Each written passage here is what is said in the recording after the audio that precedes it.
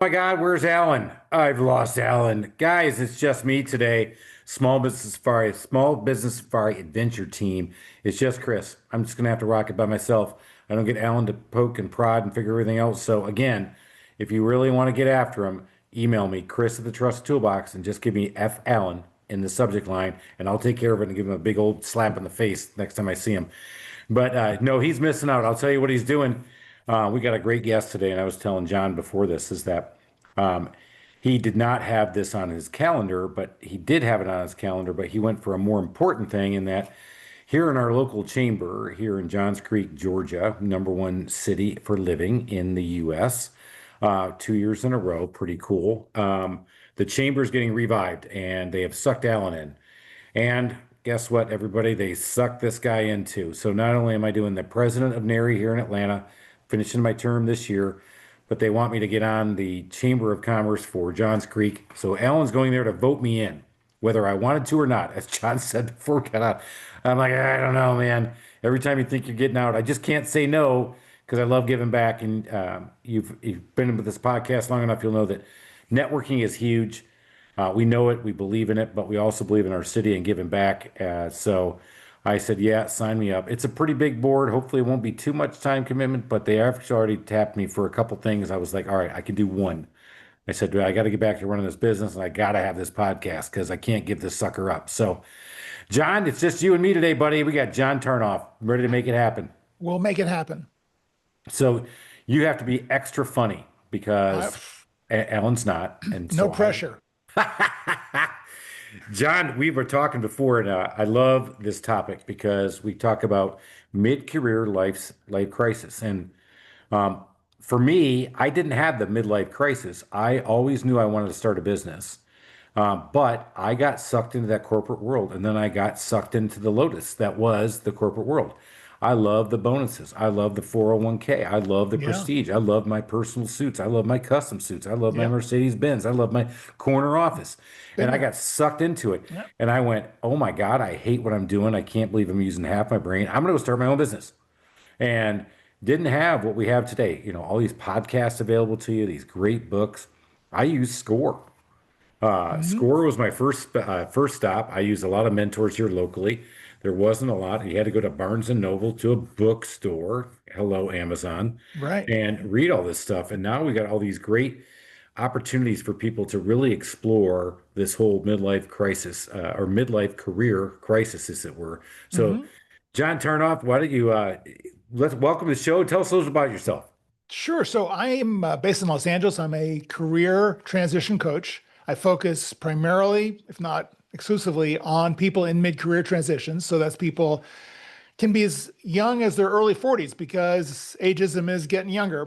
So early 40s to mid 50s, late 50s, people who are kind of butting up against this mid-career crisis that a lot of people go through, which really is, I think, an expression of two things. One, that um, the the the career marketplace is going through lots of changes, and people are finding a lot of uncertainty in a very volatile economy. So people are getting fired more. There are more layoffs. There are more reductions in force. And there is ageism, and ageism is happening younger and younger. It used to be something where you'd be in your late 50s and people would start saying, "Oh, so you thinking about retiring?" And you're going, "No, I still have got a good 5, 10 years left." And they would go, "Oh, interesting," and leave you guessing about whether they were thinking about getting rid of you before your time is up. Today, I mean, I have a colleague who is a 40-year-old tech executive. She was let go in her 40th year from her tech company in Seattle because she was too old. That And they is didn't, astounding yeah, I to mean, they didn't admit to it, but there was no other reason why she was let go. it's And so amazing it's looking at crazy. us. If you're listening on the podcast, you know that you can't see us. If you're watching on YouTube, you can see us. So John and I do identify as a little bit older than 40. Um, and so when you hear that, you know, especially when you were 40, you look back on your career, John, when you were 40, Ageism, you're thinking, no, I mean, in fact, I'm the young buck here. I'm the guy who's going to Yeah. be up and coming. I'm going to be your I'm next just CEO. starting to get going. I'm just Right. getting going 40. And we were Yeah. like, those 55 plus guys. Now they're looking kind of old, but not me. And now we're at that age and you're kind of going, hey man, I'm still feeling like I got something to give. I got a lot in the tank. Yeah. So as you work with these people, thinking about this, people come to you and say, or they find you, hopefully you'll find us on the podcast and we keep talking about stuff like this. What is their biggest reason? Are they running away from pain or are they running to something? Most people are running away, um, and they are trying to kind of get back in. So the kind of the typical situation that I deal with is someone who has either been let go. In many cases, they've been at a company for a long time, over 5 years, sometimes over 10 years, and they are adrift. They are feeling completely at a loss as to how to get going in this jobs marketplace because all of the previous wisdom that we used to use to get another job, update your resume, compose a cover letter, find open positions, send the cover letter, send the resume, you get a reply back. Chances are, if the fit was somewhat in the right ballpark, you would get an interview. And eventually, within a span of a couple of months, you'd get another position. Today, we have people out there who are out of work for 3 months, 6 months, a year, longer. They have submitted resumes and cover letters to dozens, if not hundreds of job openings. In many cases, they don't hear back. They get completely ghosted. And all you have to do is scroll through your LinkedIn feed, and you will see multiple stories every day of people who are going through this nightmare that is taking a lot of people by surprise. That is astounding. Again, as somebody who's been an entrepreneur for 17 years, I started in 2008. I'm not looking for a job, and so I'm always looking to hire people, as it were, in my business and my field. And to hear that, it just was bringing me back to back in the day when you're right when you said, "Okay, I'm going to look for a new job." Hell, my first job I found out of the newspaper. Right. I was graduating from graduate school back in the early '90s, and in mechanical engineering. And the job offers I got, while I started looking in the newspaper, the job offers I got all came from people who knew me or knew of our institution and what we did. And you Yep. think about that, that hasn't changed. I mean, Right. over all these decades, that hasn't changed. Yep. So you're right. When you're out there, you can put out 100 if you want. You could submit to 100, but they don't know you. Right. And so that's got to be really disheartening for people. And do you see a lot of people going through introspection at this point? Yes. Uh, Mostly uh, self-criticism or worse. People really lose confidence. They really get this deflated sense of, well, I must be done. I don't know what I'm doing. No one takes my experience seriously. I would have thought after 20 years or more that the experience would mean something, but no one seems to pay any mind. So what's going on? It's a completely bizarro world for a lot of people. And a lot of reasons why this has taken place. But I think you just alluded to the mindset shift that everyone has to go into in order to succeed and get through this. And that is to shift your focus from applying to jobs and using your resume to focusing on relationships, building your network, getting into conversations with people. Because the only way, particularly as an experienced mid-career professional, that you're going to get hired is through a referral. Amen. I think that speaks volumes to people who are thinking about getting into business. And you look back, the people I interact with are people that I want to network with, and I talk with them. If I get again, LinkedIn, one of the worst ones, and we'll talk about LinkedIn in a minute. Those messages you get, those unsolicited, those unsolicited solicitations. I mean, come on, man, it's a delete, delete, delete all day long. And that's just numbers game. You're like, no, I'm not in for that, man, because I believe in people and networking as well. And so when these guys are coming to you and doing this, you're right. They're losing their confidence. So you must be building up their confidence again because that's hard. It is hard to go out there and go grab that ring or that next thing if you're running away from pain or you were forced into a situation because we talk about that forced entrepreneurship Hmm. that happens to a lot of us. Hey, I got let go. I got to go find something. Well, hell, I'm going to go bet on myself and I'm going to start my own business. Rockstar, man, let's go. So when you're doing that, do you find that you have to start building their confidence back up, find out where they are mentally before you get going? All right, let's talk about confidence. For me, confidence actually comes last. Uh, I think you're an entrepreneur. You talk to any number of entrepreneurs and ask them, oh, you must have a lot of confidence to do what you're doing. And I guarantee you that most of them will say, hell no, I'm scared shitless every time I go out. But I have this Bingo. vision, all right? I have this vision, I have this certainty. I've done my research, I've put all my ducks in a row. I'm scared, but I'm going to do it anyway. So I'm confident when it all comes together and I cash the check at the end of the day. But up until that point, confidence is not part of my vocabulary. So anyone who is saying, and I hear this a lot, I hear what you're saying about networking and about going out of my comfort zone and trying new things and whatever, but I want to wait until I build up a little more confidence before I take that step. I said, don't take that position because you will never get anywhere. You Great have to advice. feel this discomfort and this sense of uncertainty, and you have to disregard it or live with it and pursue it. And it's that old great quote from Winston Churchill, if you're going through hell, keep going. Nobody wants to stop in hell. You got to get through hell. That's right. Gotta keep going. I love that. You're right. Well, I just need a little more confidence before I do this. No, I need a little bit more. No, yeah, no, stop. Those are excuses Right, that's making you feel better right. about having to go live in that world of uncomfort. And you and I were talking about sports right before that. You talk about the world of uncomfort. And for a lot of people in sports, getting up and getting ready to hit a baseball with somebody throwing it at you at 100 miles an hour, 90, hell, 80 miles an hour, it doesn't matter.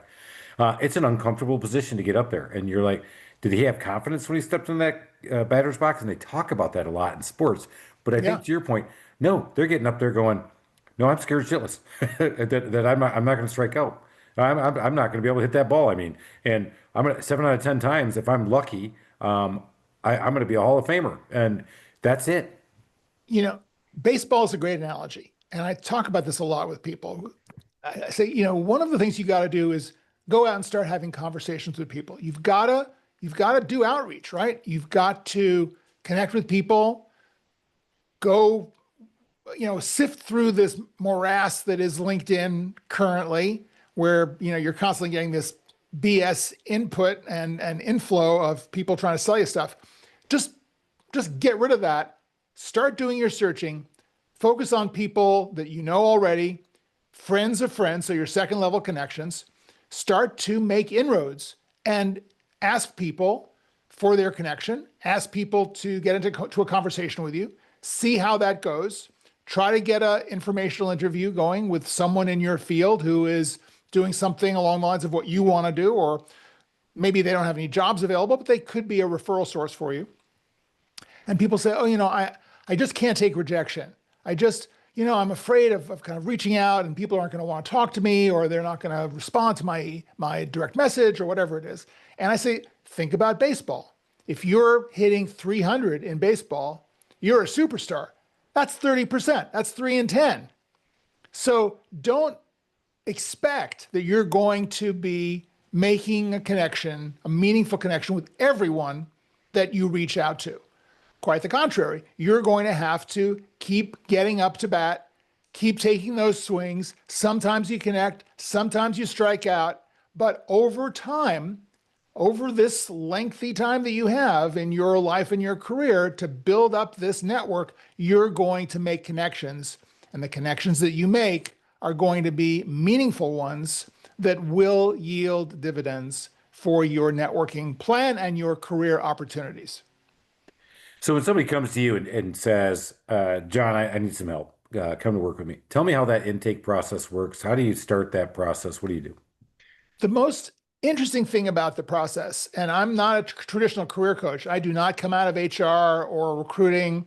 I'm a business guy. I come out of the creative industries here. I'm a former film studio executive, working on movies and TV shows. I took a sabbatical into technology in the 90s when that was taking off. I founded a startup with a partner. We kind of ran it up through the bubble, and then the bubble crashed and we ran it back down. So I've been up and down both in my movie business career and in the startup world. So I've seen a thing or two. I've learned to become resilient. But the most important thing here, and this is kind of going back to this idea of people having confidence and kind of regretting that they don't have the confidence or waiting for the confidence to come, is that introspection, self-reflection are where you have to start. For me, this is an inside-out process. This is not about you fitting yourself into all of the opportunities that are out there, the jobs that you kind of, sort of could do. Traditionally, a career counselor, advisor, coach is going to say, okay, let's see, what are people hiring right now? What are they hiring for? Let's look at your background. Let's look at what the job market is, and let's see where you fit. I reject that approach entirely. I think it's a really lousy way of going about it, particularly for an experienced professional. Because as you get older, you get more experienced, you really develop a very specific set of skills, a real focus and a real expertise in one area. You're not going to be right for the majority of the jobs that are being posted. And by the way, when was the last time you saw a job posted that asked for 15 to 25 years of experience? Never. I'll give you a very easy answer. None. Zero. Zero, nada, zippa, nada, never. Usually they're looking for 7 to 10 years experience, maybe at the outset for some senior position, 10 to 15 years. They're not posting the positions for the more senior positions because they are hiring those people through referrals, right? So you want to define your career in terms of what is unique about you and translate that into a LinkedIn profile that tells a story. It tells a story of what are the roles that you do, the deliverables that you deliver. And in your about section, which most people use as a kind of a strange bio or a list of skills or some kind of a condensation of what's in their resume or their experience section on LinkedIn, which is your online resume. I believe that the about section should be a mission statement. It's a conversation starter. It should be who you are, why you do what you do, and where you want to take it. You really want to give this sense of who you are as a whole person. What's your motivation? What's the meaning and purpose behind the work that you do?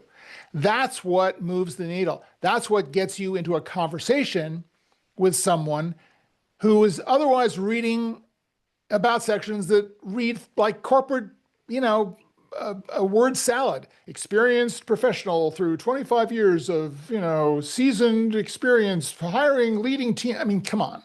This is all BS. You've got to break through the scrolling, break through that kind of resistance that's going on to someone reading yet another profile on LinkedIn and connect with them as an individual. And those are the people that you want to connect with because your goal in this inside to outside process is to build a tribe around your values, your experiences, your preferences, your vision, your mission.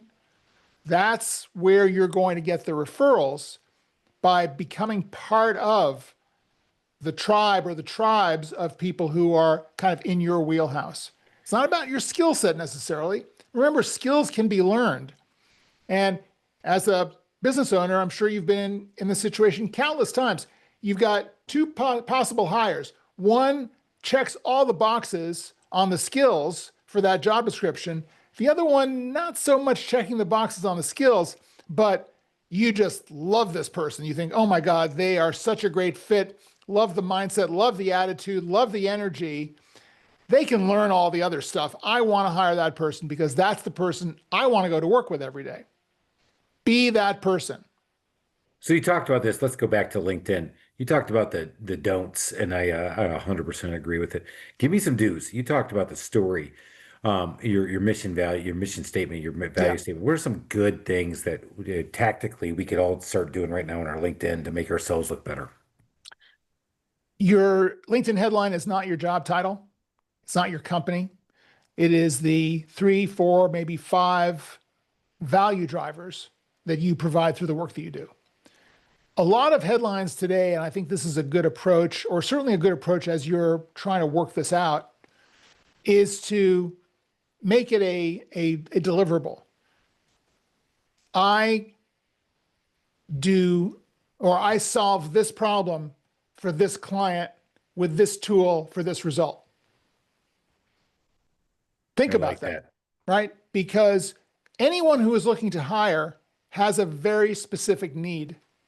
They're not looking for generalists. Sorry to say, I'm a generalist. I'm sure with your experience, you're a generalist. We're all generalists. You kind of can't have a career for 20, 30 years and not be a generalist.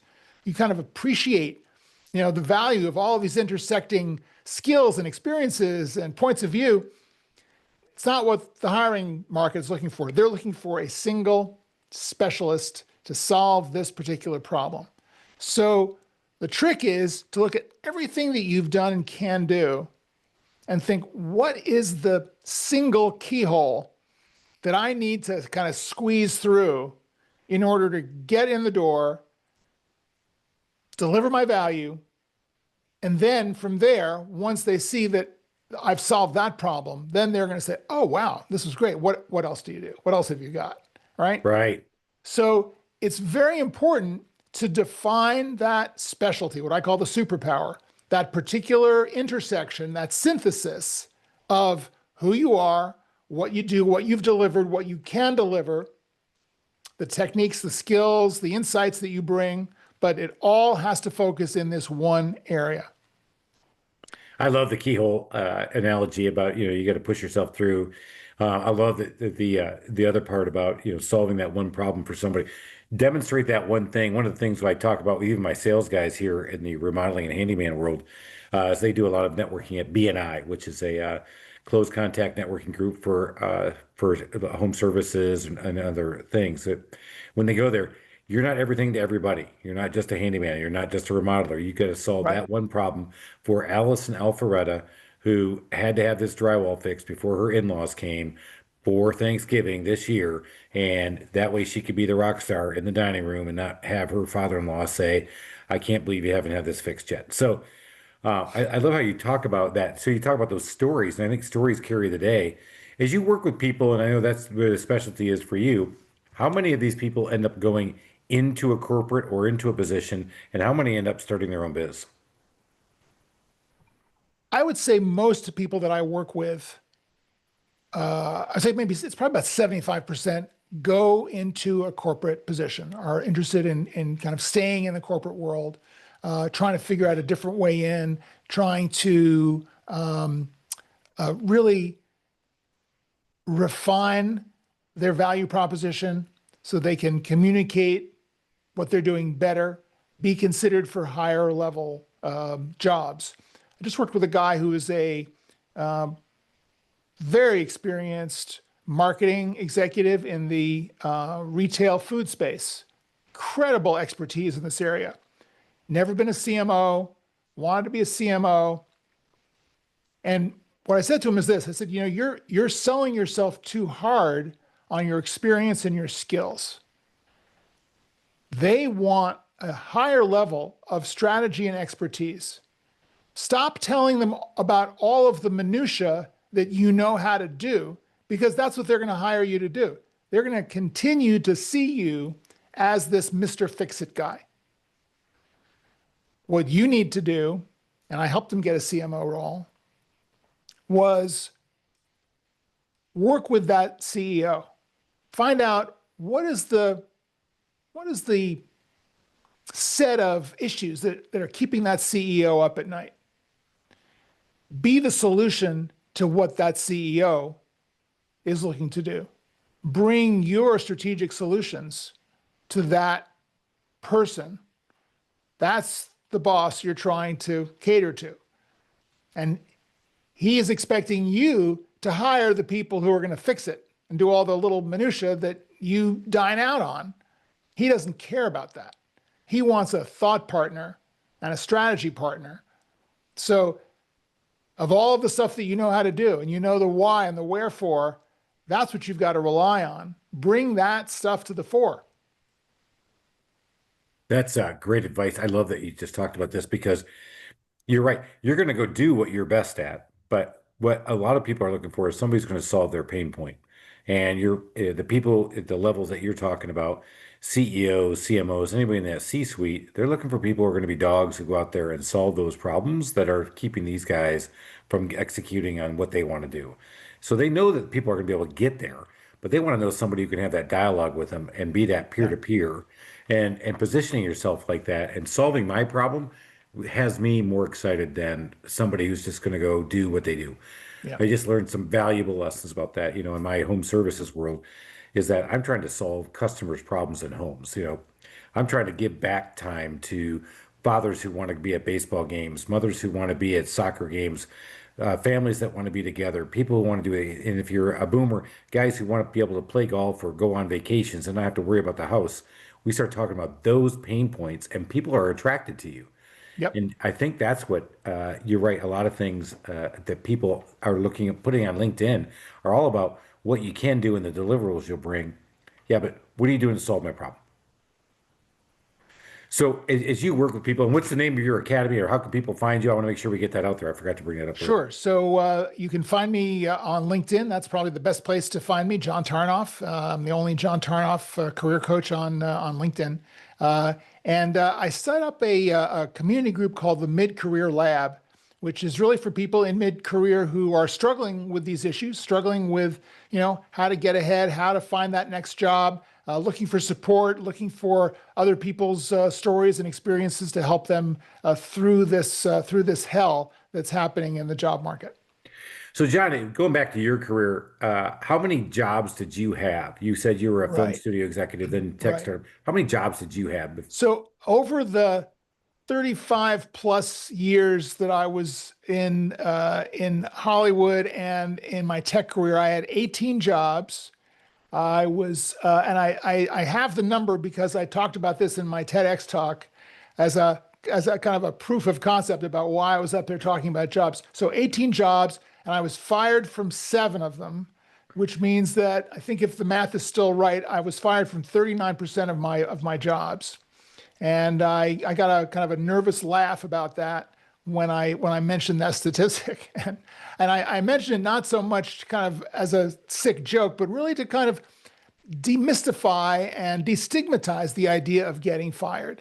And I think a lot of people kind of come out of this shame-based perception that if you got fired, you did something wrong. And even in a mass layoff situation, you may get the axe, but the guy 3 cubicles down is still here. What's that about? Why did they retain their job, but I had to get the axe? There must have been something wrong. No, there's nothing wrong with you. You're living in a crazy world where people are making often arbitrary decisions. And what you have to remember is that there are lessons every time you face a setback. So your job is to take stock of those lessons and look at ways that you can use your setback as an opportunity to do something more, to do something that's closer to what you want to do, who you are. You now have this new opportunity to use everything that you've gained in this last job to put it to work, future focused for someone else. Or if you want to do it for yourself, I mean, there's that 25% of people that I work with who do go off and start their own businesses. And the other thing I want to say about that is it's a really important thing for everybody today, whether you are an employee on a W-2 or a contractor on a 1099, to think of yourself as a consultant providing value to a client, never as an employee seeking direction from a manager. That's great advice. I think for anybody, again, most of our listeners, you're thinking about starting a business, maybe you're even running a business, trying to scale it. if you got all of your employees to think about this as a consultant providing something, or if yourself, you're thinking about it, you're a consultant, even if you're the CEO of a company, you're a consultant providing something to your company. That's a Yep. great way to look at things. And I would tell you what, you'll approach your job a lot differently. You'll approach that day a lot differently Yep. with that mindset. It's about taking ownership. And there's got to be a way for you to find ownership in that process, whatever it is. And it will up your performance no matter what you're doing. Guys, go check it out. John Tarnoff, LinkedIn coach. Go check him out. I know I'm already following him. So good stuff there. John, this has been a great stuff. Love talking about this stuff, mid-career stuff. You know, by the way, that 18 jobs, I was thinking that you would say like four, because I thought I was crazy and I was at five before I started my business. And back in the day, that's just not what you did. You didn't hop much. You didn't do a lot No, of that. And no. today, if you think of yourself as a consultant and you take pride in your personal brand and what you do, and I know John's a big proponent of personal brand as well, that's a huge step for you. So always be thinking about your personal brand, what you're putting out there, because you never know where it's going to lead, because not every job is going to fit everybody, and not everybody's going to fit every job. So you guys are going to find it out. John, thank you so much, but we got to get to those final four questions, man. Okay. All right. Hit me. I love hitting it. So first, what is a book you'd recommend to our audience, the adventure team? Yeah. It's an oldie, but it's a goodie. The Seven Habits of Highly Effective People by Stephen Covey. It's the kind of the OG management values driven Bible. And I reread the book every year or so. I'm a big fan of number 6, which is seek first to understand, then to be understood. I think it's a real great insight on how communication works. And I would just recommend it to everyone. Highly great book. That I tell you, John, my first job out of college wasn't in a manufacturing engineering firm, and I was it was me and another guy, and then after that, the closest guy in age, we were 24 at the time, and I think our next closest guy was 36, 37. And I remember my boss came up to me, and I thought I was kicking ass, taking names, doing everything. And he came up to me and said, "Man, I think you could probably run this place." He said, "But until you figure out that you've got to focus in and get your time management down," he goes, "you're going nowhere." Have you ever heard of this book called Stephen Covey's Highly Effective Habits? So I made it through 4.5 habits. I finally finished the book, but I went all the way in, man. I had the binder back in the day, the daily planner, the weekly planner, the monthly Yep. planner. It's timeless, guys. Especially with all the electronics and all the distractions you have. This book helps you get focused in. Love that one. Great recommendation on that one. All right, number 2. What is the favorite feature of your home? It's my view. I live in Northeast Los Angeles. We are kind of right up against the San Gabriel Mountains. We're facing west. We live on a property with 12 California oak trees. And the sun, particularly in the summer, sets right outside of our living room. And I'll just sit out there on the deck and watch the sun go down. And of course, it's changing every day. It kind of moves back and forth across the horizon.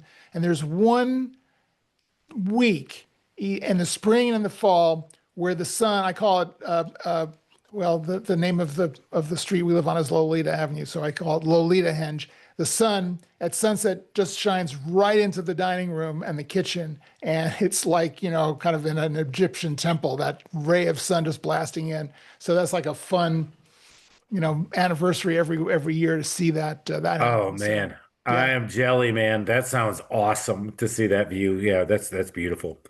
You painted a beautiful picture on that one too. That's just dynamite. All right. Next question. Alan and I are customer service, and he would say, "Freaks," but we are. We love talking about customer service.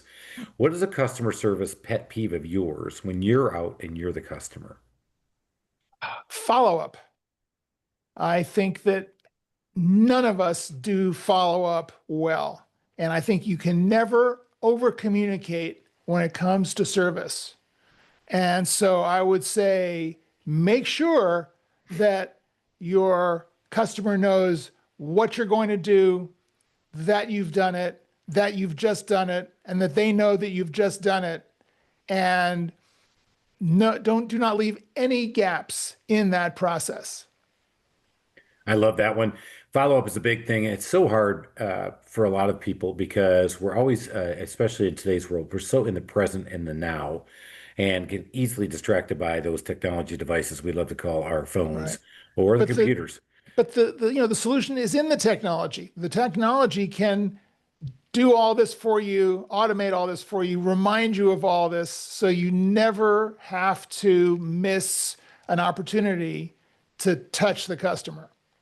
You're right. It's right there in front of you. And that's back to the the Effective, effective, highly, effective habits. communicated- because of the technology. You have it right there. It's all sitting Yeah, there. It's not book and binder anymore. It's yeah, just a matter of, it's but great. guess what? It's still basics. Yeah, I mean, I'm And constantly getting reminders. It's like, oh, you have a client in 5 minutes. It's like, oh my God, right, right, right, right. you're right. There you go. You have no excuse. Love that. Follow-ups. All right, last question. I love working on homes. That's why I started my business. I got into it. It was always a fun thing for me. I was in the corporate world. I got out of it, but I had a lot of DIY nightmare failures. I mean, I've had flames. I've had water. I've had nails through the old hand clamp that we like to call my fingers. I've stepped on nails, as I told John before we got on here. John, what's a DIY nightmare story of yours? So I don't have a particular DIY story. As I said to you before the interview, I try to leave a lot of the stuff to the professionals. So when I kind of feel myself trending towards a DIY nightmare, I stop, have a cup of coffee, and hit the internet to figure out who can I call to get this thing going. But I will put up a pet peeve I have about homework and remodeling and contracting and all that. And I've done two fairly good sized remodels now, one on this house, one on the house I had before. And I really, really get so completely triggered by being abandoned by my contractor in the final stages of a job. Well, as I've often said to Alan, is that my next company is going to today I'm the trusted toolbox here in Atlanta and in Athens. I said my next one's going to be just give me 3 more days Yeah, contract. Just give me 3 more days. John, it'll be done next week. Don't worry about it, John. It's going to be done next week. yeah, That is the ruse of our whole world. That's why I've got the podcast. That's why I started the training company, the Home Service Institute. That's why we're going to get masterminds going because we need to change that mentality because that's not going to last. In today's day and age, with I've got over 1,300 Google reviews for the Trusted Toolbox. People can see exactly what it's like to work with me. You know what you're getting. And people are not going to be putting up with the cheapest contractor anymore. And they're not going to be because people put so much value on their time today, yeah, even more yeah. than we used to. So I agree with you. The guy who ghosts you, that's just a death sentence. And it's so hard to get any satisfaction.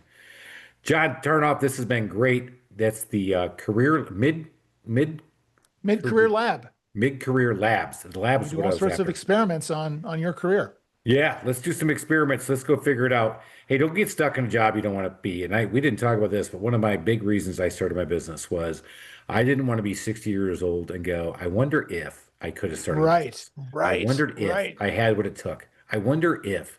Don't wonder if. Go do. Go Never, make yeah, something happen. never want to be in that spot, right? Go There's check always out time. John. Get in There's always John's time. get in John's circle of influence. Get in his sphere of influence. Get out there, network. Get it there. Be uncomfortable, man. Go make something happen. Make this a great week. Let's go make 1, 10, 100. Let's call it a million. We're gonna get $1 million next week. We got to keep going, Adventure Team. Keep it rocking. Keep it rolling. We'll talk to you next week.